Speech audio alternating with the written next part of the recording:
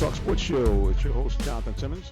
And we thank God for those of you who decided to tune in to join us here this morning this evening on the Real Talk Sports Show. So we thank God for each and every one of you. We're talking a lot of different things, lots of going on across this U.S. and across the whole world. Obviously, big story has been our corona. Yeah, so coronavirus is taking over the news, but also breaking news in the way of the NFL. Also in the NBA, just sports in general, as everyone tries to cope with what is going on in professional sports and basically what's going on here in the country in terms of coronavirus. So if you want to chime in, talk to us a little bit about what you think the NBA, the NFL, NCAA should do about games that are remaining, games that are upcoming. Give us a call at 404-364-1571. Again, we'll be more than happy to get you on the air. And the good thing is that for those of you who are watching us on Facebook Live, the cool thing is that you would actually be able to have your call come on the air as well. So again, the phone line is 404-361-1571. And for some reason, my phone is giving me all kind of trouble here. We're going to also talk to a couple of great guests. We're going to hopefully have either an in-studio guest or a call-in guest talk to us about what is happening with the HBCUs. There was supposed to be a big event here in Atlanta during the Final Four weekend revolving what they call HBCU Heroes. So hopefully we're going to hear some comments and some feedback from those folks who are involved with that. The lovely Miss Tracey Pennywell and also George Lynch will be joining us as well from those organizations. We'll be talking about Tom Brady because he's been making the news, and I'm hearing there's some breaking news going on as well. We're going to check and see if we have one of our guests for the evening. Not yet, so we'll check back there in just a second. Let's kind of take a look, Miles, at what you've seen going on here. Obviously, the coronavirus. Well, first of all, how are you and your family doing? Oh,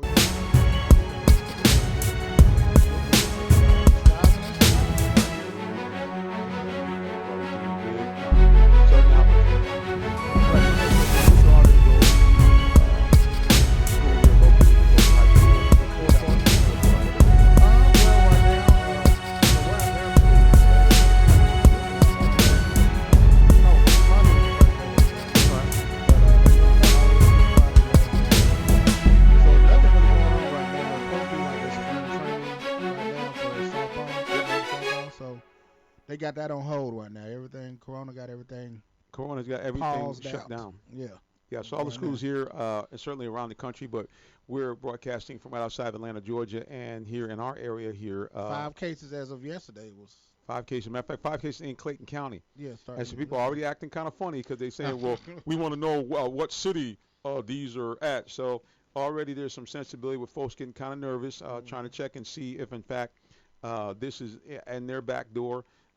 And really, guys, I mean, one thing I want to say here before I kind of, get into the rest of the show, just the minister speaking for a second. We need to all kind of take a woosah moment, okay? Don't get me wrong. Are they doing the right thing to some degree in terms of, making sure that we don't have infected people infecting more people? Absolutely, I'm all for that. But I just want to tell you, man, we got to slow our roll here for just a second. Just a second with this whole thing. We all need to understand that we're going to have to just get tested when we're supposed to get tested. If you got some severe symptoms, take care of it. But here's the other thing I'm just reminding people. Remember, it's allergy season coming up. Yeah. It's flu season. So don't trip, run to the doctor unless you think you really got something going on. Just because your nose running and you farted and, your stomach was hurting, just because you got a cramp don't mean, run to the hospital. Oh, for real? Don't do that. Just because your stomach bubbling. Just kind of take it easy. Yeah, it's like you got some growling going on over there, brother. Did you eat any lunch? I did. Was that me growling? That was you, wasn't me. Was it? I don't know. That was you, bro. I mean, so anyway, a lot of stuff going on, man. Like I said again, hopefully we're going to have our guest on for the evening because we really want to talk about the NBA because the NBA seems to have been most affected here. We're going to give some shout-outs here on Facebook. Looks like Sister Von Seal Belcher. Now, I'm going to tell you, what the other thing we're going to do is we're going to get back to our gospel segment. If you know, last week we had the guys from the Hopewell Baptist Church, Missionary Baptist Church, talk to us about what they're doing. Sister Belcher, if you want to call in and let people know about what project you might have going on or anything that is happening good with you in gospel music, please, ma'am, join us. But again, if you want to, certainly a veteran, you wouldn't know by looking at it, but a veteran in the gospel music business, one of the great singers here in the Atlanta metro area, really throughout the Southeast, Ms. Von Seal Belcher. Thank you for tuning in and joining us here on the Real Talk Sports Show, and hopefully she, like I said, she might call in and tell us what she's got going on. In her next project. And speaking of gospel, another gospel guy, you never see him because he's behind the booth all the time. Our producer, Eli Smith, one of the great gospel producers of music and DJs in the Atlanta area for many, many years on legendary gospel station YZE in Atlanta. Now here with us on WIGO, the Eli Smith Show on every day, Monday through Friday, except for Wednesdays from 9 a.m. to 12 noon. So check him out. All the great stuff he's doing. You got anything to say there, brother? You want to give a shout out? Let people know what's going on over there?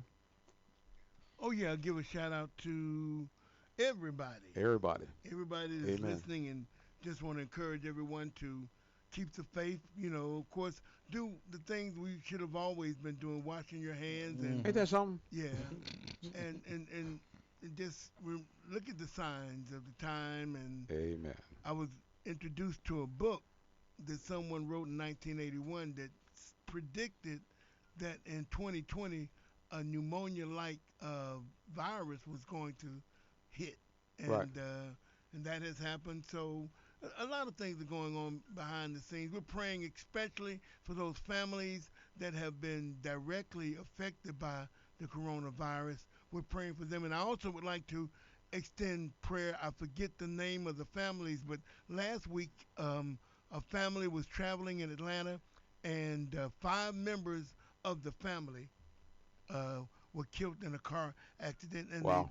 the tragic act, and another tragedy of it is there were some young children that were involved. Unfortunately, I think they weren't in car seats and things like that, so kind of made for a very challenging situation. And if you would like to make a donation to the family, Willie Watkins Funeral Home in Atlanta in the historic West End, they are taking donations. They're going to have the funeral, I believe, this Saturday at West 100th Street Baptist Church. But if you'd like to contribute to that family and help them take care of the final arrangements for those 5 members of that family, you can always make your donations at Willie Watkins. And this Saturday, I'll be emceeing a program in Atlanta. Renita Jackson, the Renita Experience at Disciples of Faith, Higher Place of Praise in Atlanta, where Bishop Cecilia Colquitt is the pastor, 5 o'clock p.m. And I guess you won't ask me again, will you? Well, I mean, like a true announcer, he made sure to get it all in. He said, I got the mic. I'm going to get every announcement. But we certainly are, at this show, we always do community outreach, so certainly we are certainly prayerful and ask you to keep that family in their prayers. And again, if you want to make donations to them, it will be to the Willie Watkins Funeral Home. Very, very sad story there. Checking back in with you to see if our guest for the evening has arrived. If he has not, then we're going to go ahead and proceed on. All right, Miles, I heard you guys talking a little bit about your show. So the NBA really has been shaken up for a couple of things. Number one, the coronavirus has, in essence, ended the season. There is some chaos about whether they are going to continue the regular season in any way, shape, or form, whether it be 5 games, 10 games, or the remaining 21 games that are left on the schedule before they get to the playoffs, or whether, in fact, they're just going to go right to the playoffs. First of all, what do you think about that? Do you think they should should they play some games first, at least have some semblance of regular season instead they jump right into the NBA playoffs, considering, we're already we're in March and you only have so many games left? Yeah, because they're trying to do that, mid-June, they said, if they do it. Something like that, yeah. So that'll be, you think about it, they've been out since March, beginning of March, April, May. That's almost 3 months off. And, we got, the King might be a little rusted a little bit, a lot rusty. Yeah, so yeah. I agree with, the June, middle of June coming back. But the coming back in for, going straight to playoffs, I don't think that should be the right way to go, because I want to see some of these teams that really had a chance still to make the playoffs still have a chance to make the playoffs. I mean my boy Zion Williamson, they was only 4 games out from the 8th spot in the West. Yep. I mean, I want to see the whole season finish through. I mean, if you can wait that long, you can wait a couple more. I mean, maybe you can add another game in. You can be a little heavy on the games the first couple weeks back. Okay. You know what I'm saying? Maybe 3 games in 1 week or something like that. Yeah, I had plenty of rest, so you can't complain about being hurt and being injured and having a long season. So I had 3 months off. Well, I So, think the situation not so much these guys needing quote unquote more rest because certainly we won't have any more game management from here on out. They do start the season, but I think the biggest thing is they're concerned about injury because when you don't play hmm for a long time and then you go right to full game speed, no practice. I mean, you have practice, but not even any preseason. hmm That's a lot, and especially like you mentioned, where you have several teams that are in the hunt for the playoffs. Now all of a sudden having to jump right in and go to not only a season, but a season where you are full throttle, man. You're not hmm leaving nothing on the table. So I think they should play some type of season. I don't think they should jump right in and start playing playoff games. I think they would be a disservice to the teams, a hmm disservice to the players and to the fans. If now here's the other question: should in fact the fans be allowed to come to the actual stadiums of the games, or you think they should still be televised, even though if they're saying, hey, it's subsided a little bit? Uh, I gotta determine that on what situation we are with the coronavirus. Right. How clear are we from it? How much has it died down in? Because like I said, they're expecting the heat to help try to kill the disease, That's the right. germs, and all that. So by the time when that comes, when that 90 and 100-degree weather hit, we see how it go. Then that's what we can determine on that right there. I agree. What it is, guys? We're going to go to the phones now. I believe one of our featured guests for the evening is on the line. He's one of the best basketball analysts in the country. He's the featured basketball analyst for 92.9 The Game, which is the flagship sports station here in Atlanta for the Hawks, for the Falcons, for Atlanta United, and for a whole host of other sports here. He is also their man on the ground when it comes to not only professional but all things basketball. I'm talking about the one and only DeShaun Tate is in the building. What's going on, kind sir? Well, That'd be me, sir. We thought we lost you in the great electronic abyss. We thought you was gone. man, let me tell you something, man. That devil gonna have to work a whole lot harder to get me up out of here, Rev. Amen. Rev, that devil, that doggone coronavirus messing up all my basketball. Let me hold some, Rev. Boy, I tell you, I tell you right now, it's really crazy what's going on. But again, we want to err on the side of safety. But okay, let's jump to you in right quick. We got a few minutes before we can stall off the break for another few more minutes. Your thoughts?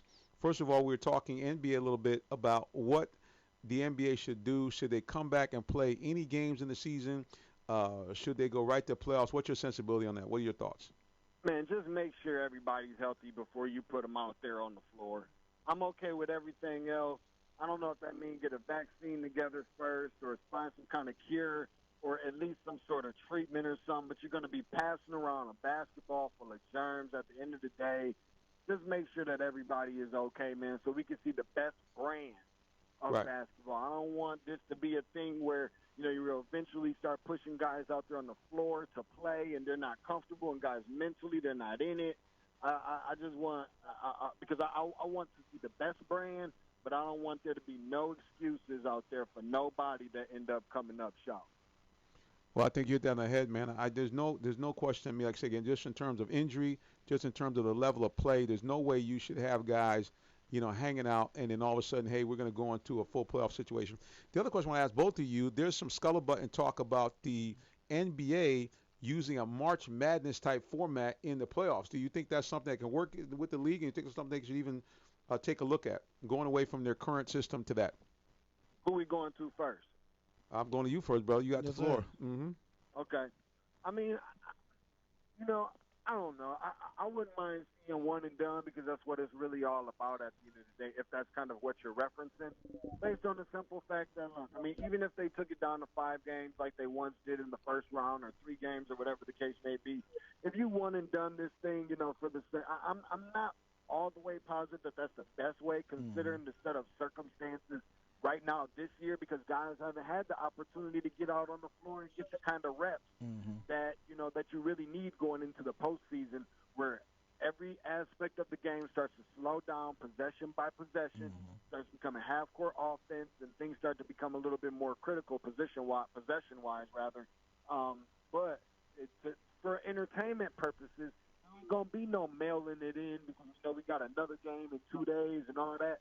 Guys got to go out there, and this is where you're going to find – this is where guys will make their money for real, and you won't have all those excuses about guys not coming to play and guys didn't shoot well and whatever else the case may be. You know that you have another opportunity to hang a W up later on in that week. So I'm not. It's not a terrible idea, but at the same time, we also have to kind of factor in that these guys have been without playing for at least close to 2 weeks now, and I mean that's kind of stretching it already. Miles, what do you think? Yes, sir. I agree with you a little bit. It's stretching it a little bit. And by the time they, like I said earlier, they're talking about doing it's going to be mid-June. Right. So that'll be almost 2.5 months off. So if anything, I can see maybe I'd rather see like a best of 3. Right. At least Okay. give at least a team one chance, one home game, and then the higher seed gets the third game at their stadium or something if they tied up. I can see that more than a one game, especially going from the NBA like that to a one game like that. It's kind of unfair to some of the teams, the younger teams that made the playoffs that will come back and do that. Or I ain't gonna say it's basketball. It's not really unfair, but it's just we're not used to seeing the NBA on that type of platform. It's just a one game, one and done. And Rev, I'm gonna tell you what that sounds like to me. That sounds like somebody scared. That sounds like that they afraid that they Lakers might lose in a one-game situation to them young boys. That's a little bit what it sounds like. I mean, in a one and done, you never know what'll happen. That's true. You never done. I just don't think it's the platform that the veterans been used to, and just all of a sudden, I don't think you should just change it to a one and done. Like I said, best of 3 should be a little more fair for both sides, young and the veterans. Yeah, certainly I would like to see that. I mean, I think that any NBA fan, of course, the NBA has been talking about this for a long time, since the Pelicans have looked like they're pretty seaworthy. Everybody and their brother wants to see round 1 Western Division Championships series of number 8 seed New Orleans Pelicans against number 1 seed Los Angeles Lakers. LeBron versus Zion. Part 3 or part 4 would be, I guess it would be. So everybody wants to see that, man. I think that would be cheating everybody, especially if folks have been starved. I mean, starved for any kind of sports to only limit these guys to play one game. I'd like to see maybe you cut it back to 5 or maybe even expand the playoffs. So you're going to go to best out of 3, maybe give the top 4 teams a bye and bring in 3 or 4 more teams. So what do you think about that aspect? He don't like that neither. No, look at whichever way that the NBA decides to do this, again, just to make sure that the guys are safe. But I just want to see a good brand. Right. I know I keep kind of reiterating it, and I don't want to keep on, beating a dead horse with a dead horse. But I think the most important thing is that if you're going to put the players out there, then let's just make sure that they're ready to perform, that they're ready to entertain, because life right now, as you can see, the way that it's always been, is that is what it comes down to, and what it's all about is you get one shot at this thing. You get one shot at life. You get one shot at so many different things in life that you don't get multiple opportunities at. And a championship wouldn't be a bad idea if nothing else, just to try it out. They're trying out the coaches challenge. I think this is the first year for that. There's a first year for everything, and I don't think that this would be bad to try this out for the first time. Well, let me ask you a quick question before we head out. Now, if you saw that, and just say the New Orleans Pelicans go and win it all, you're happy with it. You say that's a fair season. That's what you're happy with that. As a fan, are you really happy with that? Let's be honest. I'm happy to see basketball being played, and everybody are under the same circumstances. The New Orleans Pelicans don't have no more favor than anybody else would have. They came and they brought it knowing going into the postseason that this is what it's going to take in order to win it. And I think that would teach us something about the rest of the teams in the league. And that would probably teach us something about the New Orleans Pelicans. And we're just using, obviously, the Pelicans as an example. Mm-hmm. It could be the 8th team in the East for crying out loud, all we know. Mm-hmm. But I still think that it would definitely be a learning curve, but it would be a lesson learned more than anything that what this game is really all about is you cannot take any nights off. Yeah. Well, there you go right there. I think we can argue this all night. Last but not least, we talked about coronavirus a little bit, so it's now seeming like it's sweeping through the NBA. Obviously, we have Rudy Gobert, a guy who actually was mocking people at the beginning, find out that he got it. I guess gave Donovan Mitchell it. And now the rumblings is that KD is now in his feelings along with Drake because allegedly both of these guys have coronavirus and several guys on the Nets now have it. That's what they're saying, that he got it from Drake from hanging around with him. That's what they're saying. Wow. So So what do you I didn't hear about nearly as much of that in regards to where he got it from, but we don't know who getting it from who. Exactly. Everybody's so quick to say that Donovan Mitchell got it from Rudy Gobert. Mm-hmm. We don't know if Rudy Gobert got it from Donovan Mitchell or vice versa. We don't know if Kevin Durant was the first. I don't know. We don't know. It's all about speculation. But I just hope that everybody being safe, taking the proper precautions, right. Understanding that this thing is serious, washing their hands, sanitizing, stuff that we're supposed to have been doing anyway. I'm just saying. I just hate to see that that things are going the way that they are. But if not nothing else, we just got done talking about learning lessons and learning curves and all these things. Right now, it's life. It's real life. I don't care how much money you got. You are not exempt from any of this. And so I just hope that it's a lesson learned, because for once in a lot of people's lives right now, we're seeing some of these NBA players and NFL and everybody else that are being basically put on the same standard as every regular person that there is living, me, you, and the just average Joes out there, and just knowing that you have to take life seriously, and that we all. I always make this joke, and as much of a joke as it is, it also isn't. Listen, we use the same bathroom and the same toilet water. Ain't nobody else's dirt more expensive than ours when it's time to go, and ain't nobody else's toilet water no more expensive than ours. So I appreciate you guys for having me on. I know we're up against it. At Tate's Take Hoops on the Twitter, TATES where basketball lives per usual. Yes, sir. There it is. DeShaun Tate in the building. Thanks for coming, bro. Thank you. Yes, sir. DeShaun Tate is in the building. Well, Yes, man, sir. it's like I said, this whole Corona thing, it showed us it's equal opportunity. It'll make you sick. It'll make Kevin Durant sick. It'll make even the president, who I think has it himself. He's just fronting. But anyway, that's a whole nother story. We want to get into that tonight. But the bottom line is that the coronavirus can affect any and everyone. And we're asking you folks right now, listen, I know it's kind of wearing people out, but please, man, please, sir, just follow the instructions. I mean, to stay home for a little bit. Some of y'all need to be home. Just keep real. Some of y'all need to be home because y'all have been germ bugs and germ magnets for a good minute.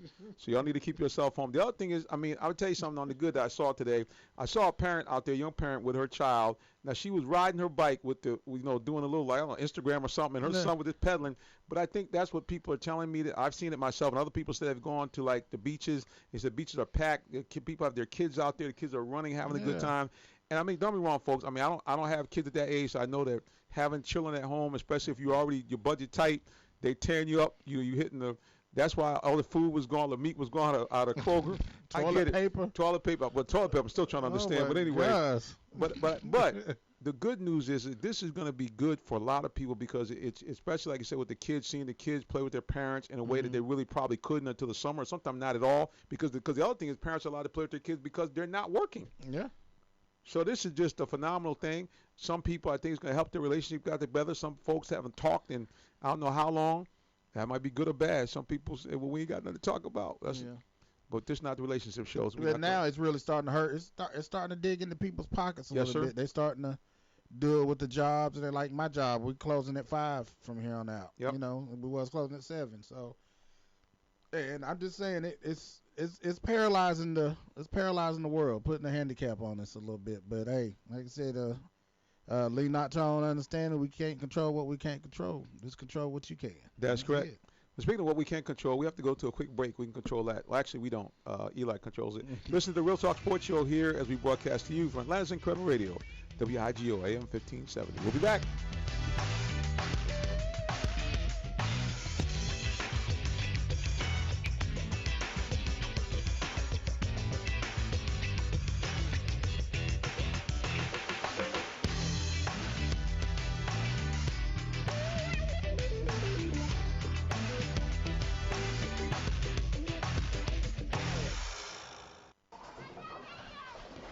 there, my name is Tim Mullen, General Manager of Pinstripes Family Entertainment Center in Stockbridge. Now is the perfect time to schedule your holiday party. Big or small, we cater them all. 2 hours of bowling, shoe rental, choice of one of our freshly prepared spreads like the pasta meal or southern barbecue meal. Your holiday party is waiting for you at Pinstripes. Pinstripes Entertainment Center, 3478 Mount Zion Road, Stockbridge. Call 770-302-0786 or online at pinstripes9.com.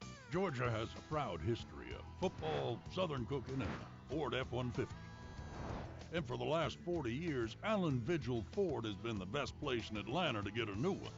Buy a new F-150 XLT Super Crew today and get up to $15,000 off MSRP. And when you need service, our technicians will get your vehicle running like new. It's all at Allen Vigil Ford. Stop by today or visit us online. Hey, it's your boy JB Smooth with Real Talk Sports. Ha ha.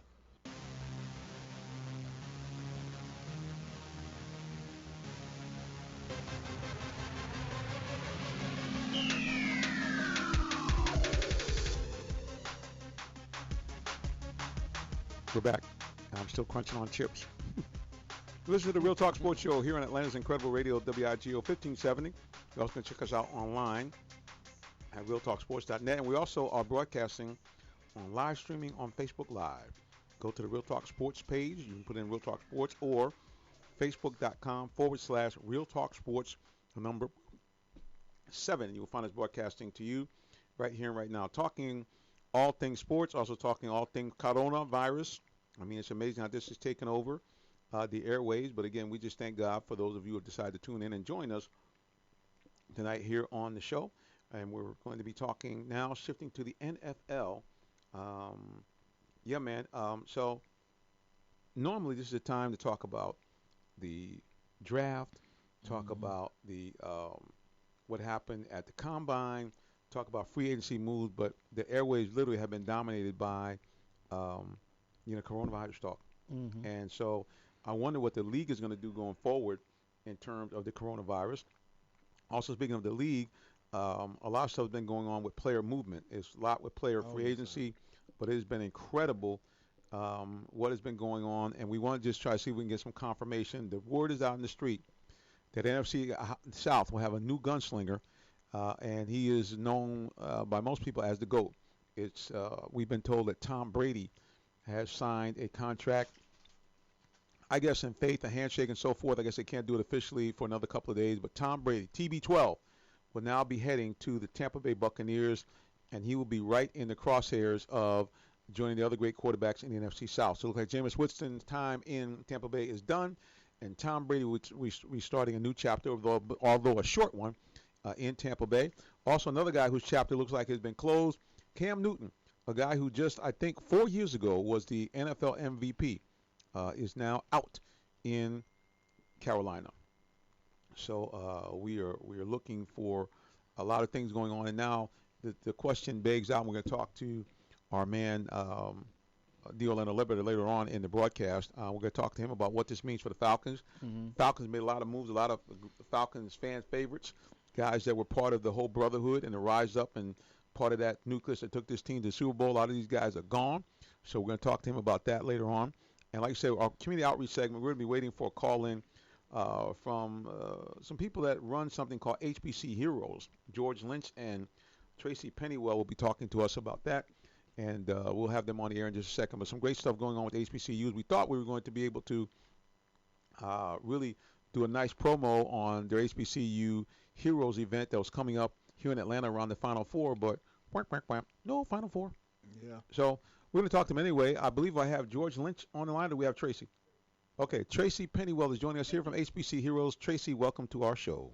Thank you so much. And just FYI, George will be calling in momentarily. There you go. Okay, so we have everybody here. Well, first of all, I'm sure like most sports fans in general and basketball fans specifically, very disappointed. Final Four March Madness is shut down. It's completely gone bye-bye. Right. Yes, very disappointed in that. I mean, basketball, NBA, the hockey league, baseball, everything, pure sports fans, like we obviously are. It's just a really unique and disheartening time. Yeah, very tough. And of course, we want to be mindful. We want to take away the fact that this has been done for health and safety, so we don't want to ignore that. But at the end of the day, certainly for most of us who geared up, this is the big event, not only for college basketball, but I say for basketball across the world, huge event, and we were looking for everybody to descend into Atlanta. Well, speaking of Atlanta, we have another gentleman, I believe, on the line from HBCU Heroes. George Lynch, are you in the building, sir? Yes, sir. I'm in the building. Thanks for having me. Well, thanks for joining us. Well, let's just shift gears for a second. We keep talking about it. Tell us a little bit about HBC Heroes and kind of what was the genesis of that, and we can then talk to people a little bit more with you about what you're going to do and what you still are doing here in Atlanta and around the country. Yes, HBCU Heroes came about. I landed the job at Clark Atlanta University 2 years ago. And part of the responsibility for the head coach is to raise funds for men's basketball. And along the way of trying to raise funds for men's basketball, I saw the challenges that a lot of the HBCU colleges and universities are having. And, Tracey and I, my co-partner, Tracey Pennywell, we both went to Carolina. PWIs, predominantly white institutions. Sure. And of course, you're in the ACC. You're in the best basketball conference in the country. And resources wasn't a challenge. Training tables was unlimited. We traveled first class, stayed in the nicest hotels. So things like that, was not a challenge. So, and I've coached at other universities, UC Irvine, SMU, where the budget wasn't as nice as the budget is at the Power 5 conferences. So I saw the disparity. And but when I got to Clark Atlanta, there was things that, challenges that my young man was having, on campus, books, equipment, the proper equipment to be a basketball player. And we know that D2 schools, majority of the student athletes are not on scholarship. They pay their way. And when they graduate, they have debt. So my job and what I wanted to do was alleviate some of that frustrations when they were with me as a basketball coach. And Tracey and I took it upon ourselves to try and help all universities. And we started out by, rebranding Arts for Athletes to HBCU Heroes. And what we're trying to do, Tracey, you could jump in if I'm leaving something out. I get kind of long-winded, but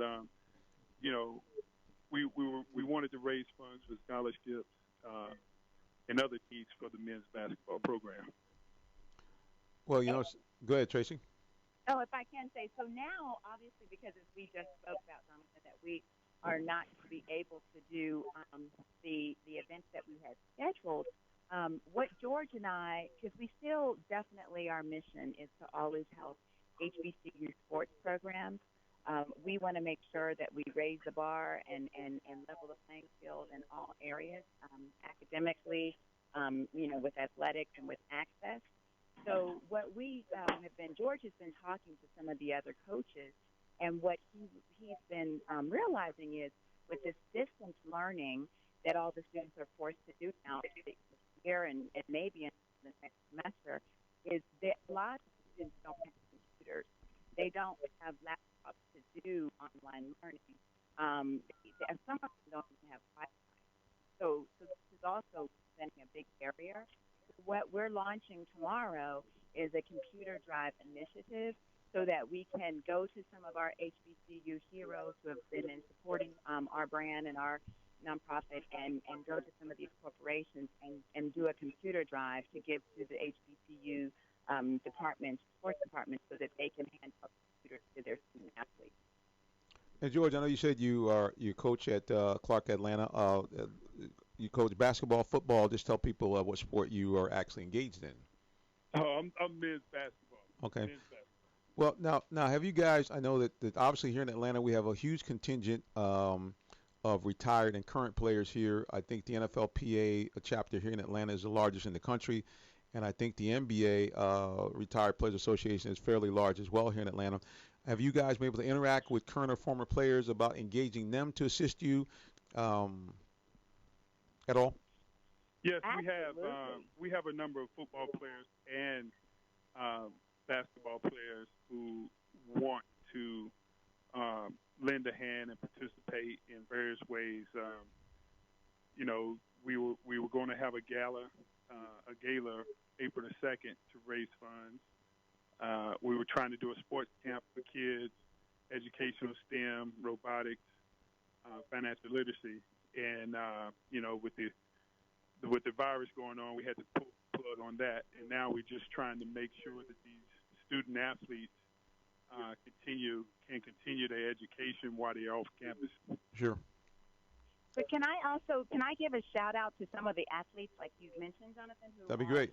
in our corner. So, for instance, Heoes Spike, Heoes is an amazing support to us. He was an artist for us last year. He's a photographer by trade, and obviously is a sports analyst and NFL veteran. But he donated artwork to us last year and has continued his support this year. We have Theo Ratliff, who played with George. He's come to some of the Clark games and is continuing to lend his support. Vonnie Holiday, Tyrone Poole, who's a two-time Super Bowl champ, who went to Fort Valley, and he was going to come out to do the camps and lend some skills and drills competition training for the students. So we have definitely tapped into the resources here for the athletes, so informed. Well, all those guys you mentioned, I do know each and every one of them. Tequila Spikes, I always refer to him all the time as my bowling partner. Many years ago, we had a chance to participate in a Warwick Dunn Foundation fundraiser, which was a bowling tournament. And Tequila was on my team along with a good friend of mine, and we took home the trophy. As the best team, knocking off a whole bunch of teams, including guys that teams that had Michael Vick and Warren Moon. So we were feeling some kind of way that we took home. Michael Vick was also on, he's on an empowerment tour now for HBCUs, and so we were actually going to honor him with the HBCU Heroes Empowerment Award. But he's also, one of the former athletes who's in it to win it to support HBCU. So we're you and we us together all work in the same circle this time. All right. Well, as always, we're up against a break here. So tell us quickly, how can people find out more about HBCU Heroes? You have a website, social media where people can follow you. Yes, our website is www.hbcuheroes.org. That's hbcuheroes.org. And then fans can follow us on, or donors, if you want to volunteer, on at HBCU Heroes on Instagram, Twitter, Facebook, and LinkedIn at HBCU Heroes. I'll tell you guys something. Here's a personal thing really before we get off. So, George, you mentioned that you were at Clark Atlanta. Clark Atlanta was one of the first schools that actually gave us a press credential back in, I think it was 08 or 09. And I had the same sensibility. I remember going there and, coming up through the top shelf to the president's box and seeing kind of the stadium being in disrepair, and then going and cover Morehouse for their maroon and white game, and realizing that the field was really in disrepair. So my hope is, especially since you guys have the great Edwin Moses, that somehow that these stadiums can be renovated. And also, I'm going to throw it out there, and people say it can't happen. I said to myself, if two professional teams can play in one stadium, why on earth can't two college teams do it? And I would love to see, I don't know if it can be repaired or not, but you have Herndon Stadium, which has a sight line on the city of Atlanta, very similar to Georgia Tech, where you come out onto that field and you see this backdrop of the city of Atlanta.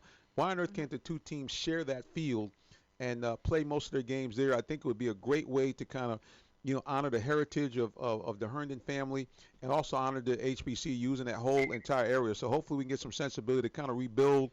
I know you have a lot of things you have to do in terms of sports and in terms of education, but sports is a driving engine for a lot of the things that go on at colleges.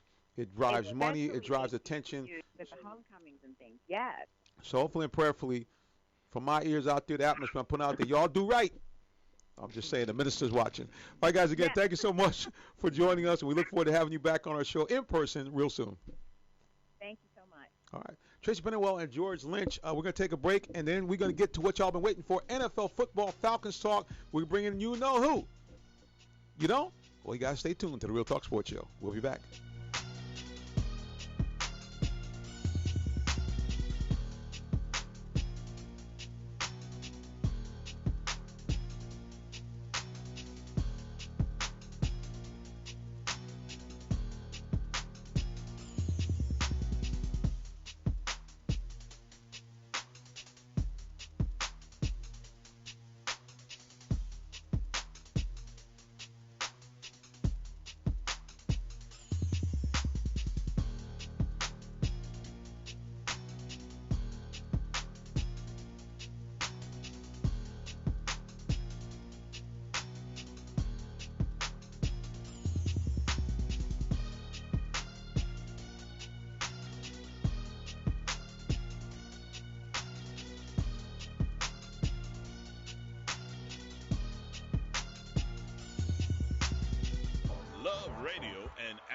Productions presents the 11th Annual Barbecue Cook-Off Classic Car and Bike Show Music Festival, Saturday, April 25th, 12 noon till 9 p.m. at Star Park, 803 Forest Parkway in Forest Park, Georgia. Now they're looking for pit masters, sponsors, vendors, entertainers, bikers, and classic cars to compete for prizes. The deadline for registration is April 15th, 2020. Raffle tickets, VIP tables, and sample tickets available on the website. Call Tom Davis, 678-613-7681, or Al, 404-668-9235, or check it out, annualbarbecuecookoff.com. Georgia has a proud history of football, Southern cooking, and Ford F-150.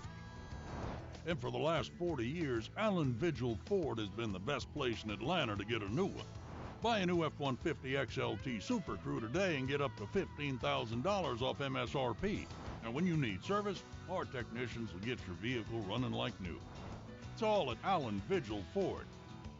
Stop by today or visit us online. Taylor, New York Giants, and you with Real Talk Sports.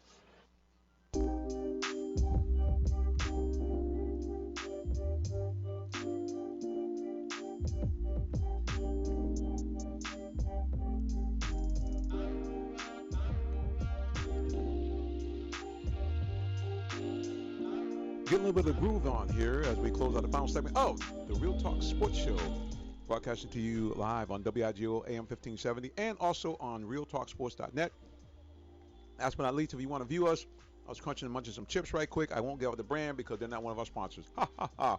But we can give you a brand placement. If you want to sponsor us, you can give me a call, 678-410-9833, or you can hit me up on via email, jsimmons@RealTalkSports.net. It has been incredible. Outside of coronavirus, the big news has been NFL football, and of course what's going on here around the league. But right where we close to home with our own Falcons and the NFC South, crazy stuff is going on. And, if we're talking Falcons, we have to bring on the guy who is the number one man, the embedded sports writer for AJC Sports on the Atlanta Falcons. He's the award-winning. That's right, award-winning. Just got an award from his peers. The one and only D. Orlando Ledbetter is in the building. D. Led, welcome back. Hey, Reverend Jonathan, thanks for having me on Real Talk Sports here tonight. Hey, man, I'm just excited that you're not quarantined, bro. I was worried about that. Thank you. We were in Miami. Hey. We're on the cruise, but we're down there for the Super Bowl. Oh, what? You on a cruise? No, didn't go. Oh, I was about to say, bro, they take half them cruise ships now. Stay away.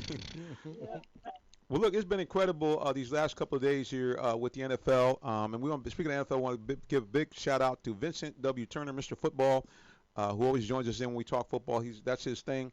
But D-Let, first a little bit of the NFL. It looks like close to home we're going to have a new contender right down the road here in Tampa Bay. It looks like from everything I'm hearing that's official that TB12, a.k.a. the GOAT, Tom Brady, will now be part of the NFC South with Tampa Bay.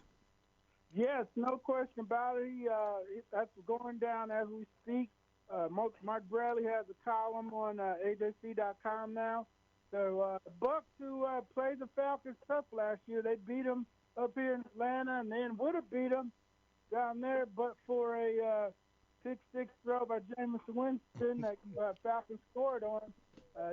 They had a tough defense. Now they got one of the best quarterbacks to ever play the game down there with the Tampa Bay Buccaneers. No doubt. When Mike Evans still a stud at receiver, and the other weapons they have there, Tom Brady, again, even if you get 90% of what you've got in the last couple of years, that's going to make Tampa Bay a formidable stop. Keeping it in NFC South, another down the line GOAT 2 or GOAT 2B or whatever you want to call him. Drew Brees has re-signed for a 2-year contract. How much do you think he's got left in the tank? I think we're starting to see signs of slippage with Drew going all the way back to the NFC Championship game with the Rams where, some of his balls were dying and so forth. And then this year in the playoffs, we saw them put the other quarterback back there, Tyson Hill, to throw some of the deep balls. So as far as underneath and so forth, he's still going to be able to cut you up.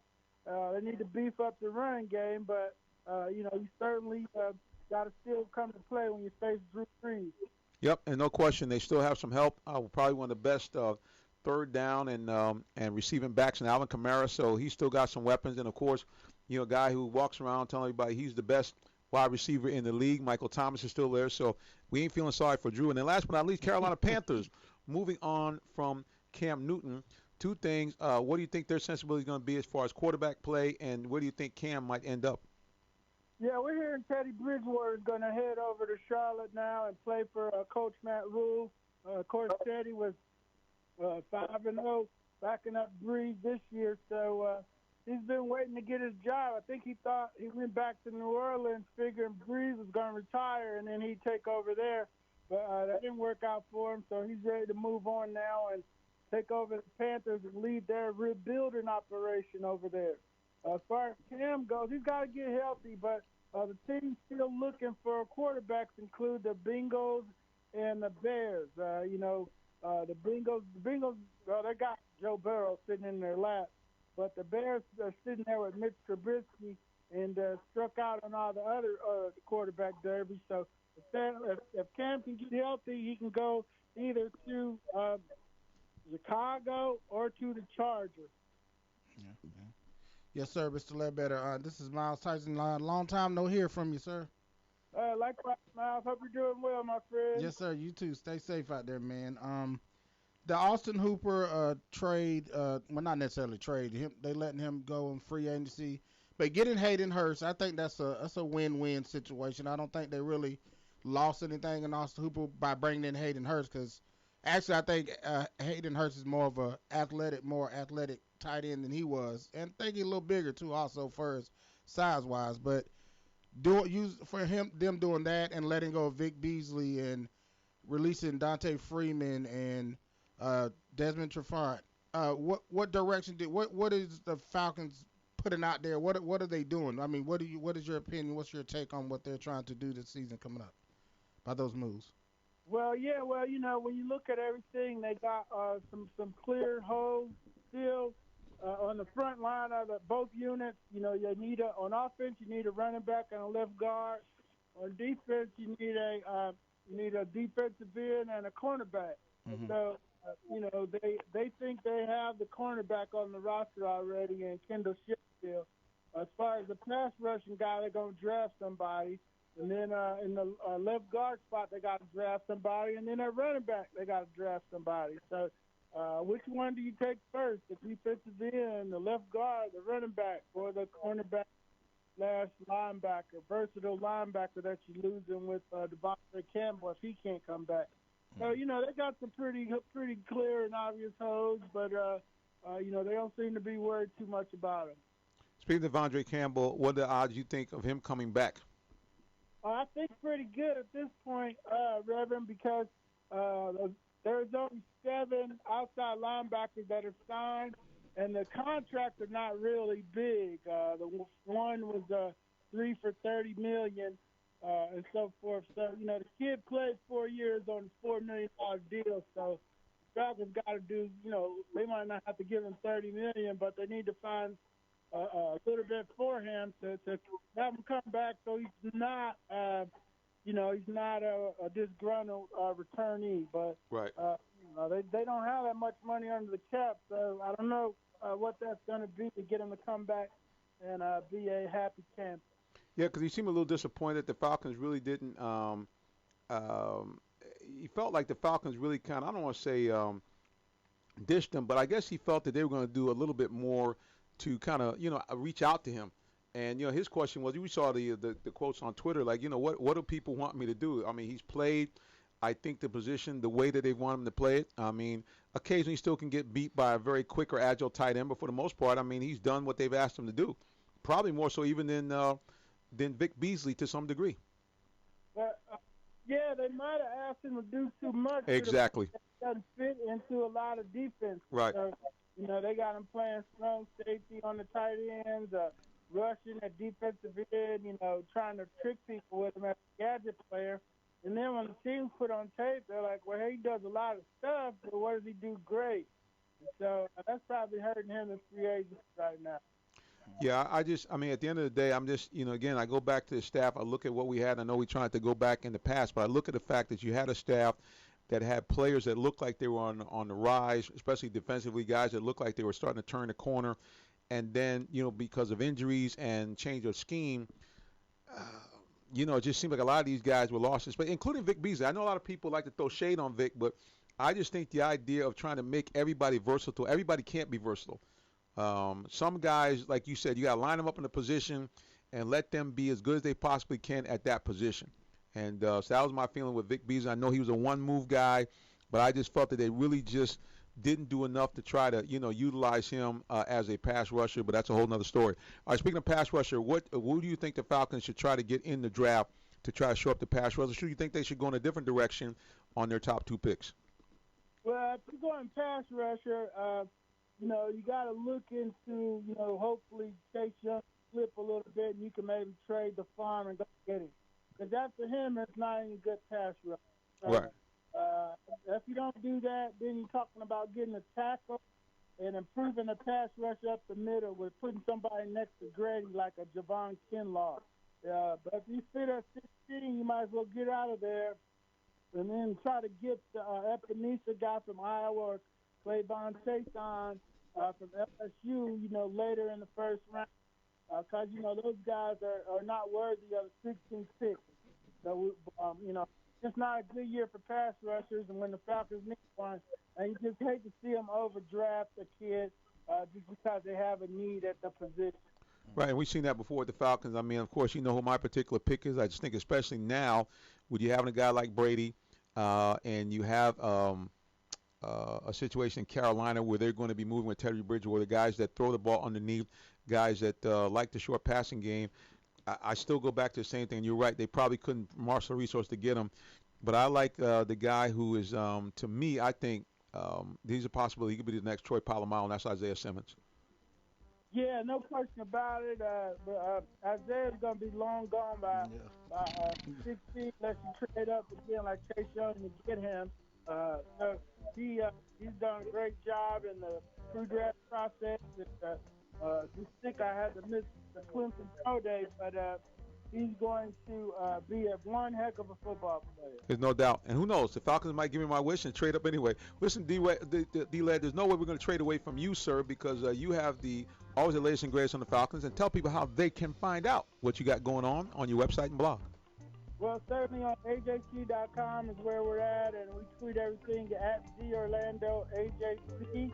And we have the Botac Chronicles podcast coming out in the morning at 8, and the Cover 9 and 9 blog, where we look at the linebacker situation and the pass rush situation tomorrow morning at 9 o'clock on AJC.com. There is Orlando Ledbetter, embedded writer for the Atlanta Falcons, AJC Sports, an award winner from the Pro Football Writers Association. D-Led, again, congratulations and God bless.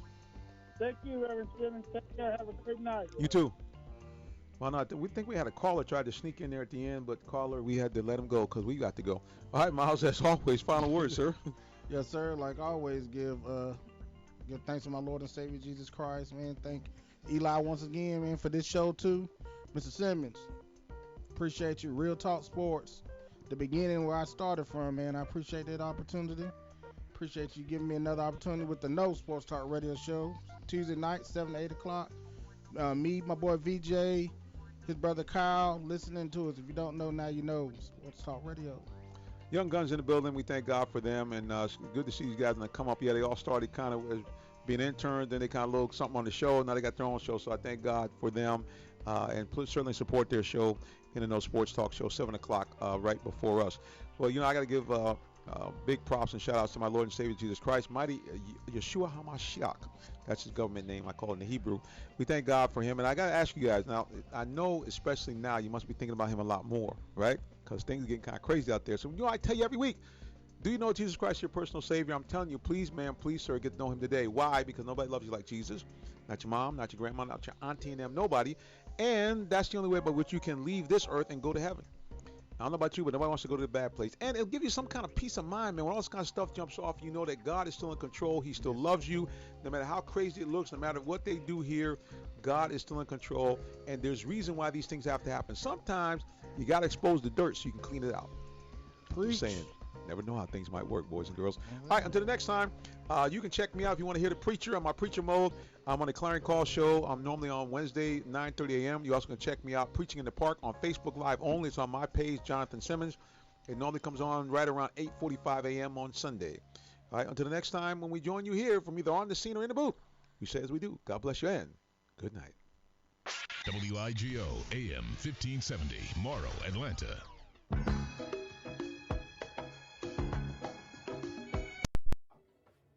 All right, guys, we appreciate you. We appreciate you for tuning in. Thank you. Miles, appreciate you. We was hungry, man. I'm just saying. All right, guys, until the next time.